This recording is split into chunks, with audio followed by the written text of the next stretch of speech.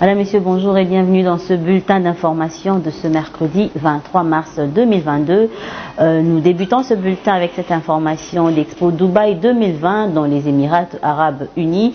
Apprenez que c'est depuis lundi que le premier citoyen congolais s'est envolé pour la luxueuse ville de Dubaï où il a assisté hier, mardi 22 mars, à la journée nationale de la République démocratique du Congo.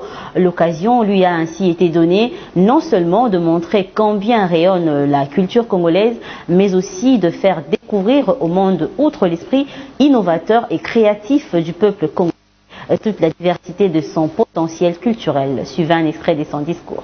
Son Altesse Al-Nahyan bin Mubarak Al-Nahyan, Excellence Shah Nahyan bin Mubarak Al-Nahyan, President of the Organization of the Exposition Dubai 2020, distingués invités, mesdames et distinguished messieurs, guests, ladies and gentlemen, je voudrais, avant toute chose, first of all, au nom on du behalf peuple congolais of the Congolese et au people mien propre, and on my own, exprimer mes I would sincères like to express my remerciements sincere et ma thanks profonde gratitude au and deep gouvernement gratitude to the des government Émirats Arabes Unis of the United pour Arab l'hospitalité, Emirates for their hospitality, considération ainsi que l'attention dont a and bénéficié mon attention pays that my country has de cette received exposition during universelle this World Dubaï 2020. Expo Dubai 2020. Je voudrais également saluer la I qualité would de l'organisation also de cet like événement to grandiose salute the quality of the qui a organization of été this un grandiose event, véritable lieu which today, privilégié de in rencontre, the closing phase, has been a real privileged pour place les for échanges meeting, sur la a culture et les crossroad of exchanges ainsi on que culture and pour the les arts, opportunités as well d'investissement for opportunities chacun of des investment pays for ici each of représentés. the countries represented here. Cette exposition fut également This exhibition une occasion was de relever also les défis an auxquels opportunity notre planète to take fait up face challenges pour that la our survie planet de is facing l'humanité. for the survival of humanity. Mesdames et messieurs, distingués Ladies invités, and gentlemen, la distinguished guests, République démocratique du Congo the est honorée Democratic d'avoir Republic of participé à l'Expo Congo Dubaï is honored to have 2020 participated in et d'y Expo avoir 2020 présenté Dubai ces and to immenses have presented potentialités aussi its bien immense humaines, human, cultural, natural culturelles, and economic naturelles, potential économiques aux to visiteurs visitors venus des quatre coins from du all monde over the pour world to découvrir son discover patrimoine its matériel material et and immatériel immaterial à heritage l'occasion de ce grand on rendez-vous the mondial occasion of this great world pour cette meeting. journée nationale. For this National Day, de la the République pavilion démocratique of the du Congo Democratic Republic of Congo offre toutes les opportunités showcases all existantes the et à existing saisir opportunities dans différents secteurs. and what can be seized in En different ce qui sectors. concerne With particulièrement la regard in culture, particular to la culture, rumba congolaise qui vient the Congolese d'être rumba, which consacrée has par just l'UNESCO comme been patrimoine consecrated by the mondial UNESCO as immatériel de l'humanité, immaterial, sera intangible mise à l'honneur heritage of ce humanity. soir. À l'Assemblée nationale, les élus du peuple ont procédé à l'adoption du projet de calendrier de la session ordinaire de mars, essentiellement consacré à la réforme de la loi électorale. Les détails dans cet élément que nous propose Josué Kalamba.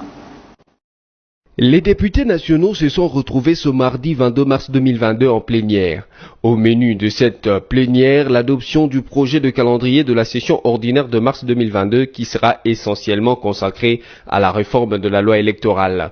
Dans une mise au point faite par le speaker de la Chambre basse du Parlement, Christophe Mbosso, la conférence de présidents du mercredi 16 mars 2022 a débattu sur proposition du bureau le projet de calendrier de travaux et cela sur pied de l'article 60 alinéa 4 du règlement intérieur de l'Assemblée nationale. Ces projets de calendrier prend en compte l'ensemble des initiatives des députés qui se sont attendus de leur processus de validation. Il comporte en tout 73 points, 10 matières non législatives et 63 matières législatives. Un débat houleux a été ouvert à la suite de l'examen de cet agenda. Au total, 25 députés ont pris la parole sur les différentes matières du calendrier, entre autres le mandat de la CNDH, certaines propositions de loi qui ont été omises par les services en vue de leur reprogrammation. Selon le communiqué convoquant cette plénière, Joseph Lembi Lubula, rapporteur de l'Assemblée nationale, mentionne que les honorables députés dont les initiatives ne sont pas reprises dans le calendrier sont priés de les réintroduire en tenant compte des observations du bureau d'études en vue de leur intégration. Parlons du programme du développement de 145 territoires. L'atelier de sensibilisation, d'information et d'appropriation de ce programme aura été l'occasion pour la population de comprendre comment les provinces de la République démocratique du Congo sont gérées. Très vexé visiblement après s'en être aperçu, le patron de la territoriale s'est livré à des graves dénonciations sur la gestion chaotique de province. Daniel Asselo indexe un groupe de Congolais qui s'emploient à prendre en otage les provinces du pays. On l'écoute. En tant que ministre de l'Intérieur, de constater que les députés provinciaux de la République démocratique du Congo n'arrivent pas à comprendre la chose politique qui est en train de se passer dans ce pays. Je vais vous donner une illustration, parce que je sais qu'il y en a qui sont instrumentalisés par leurs collègues. Je ne peux pas m'empêcher de parler de moi-même. Ma province du Sankuru, ça fait 3 ans que Félix Tshisekedi est président de la République. Cette province n'a jamais eu, jamais et alors jamais un gouvernement provincial. C'est à cause de qui? C'est à cause de ces députés provinciaux.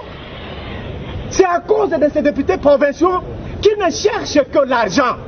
Ils ont, suite aux instructions données par les députés nationaux et sénateurs, mis cette province du Sankuru dans la situation où elle est aujourd'hui.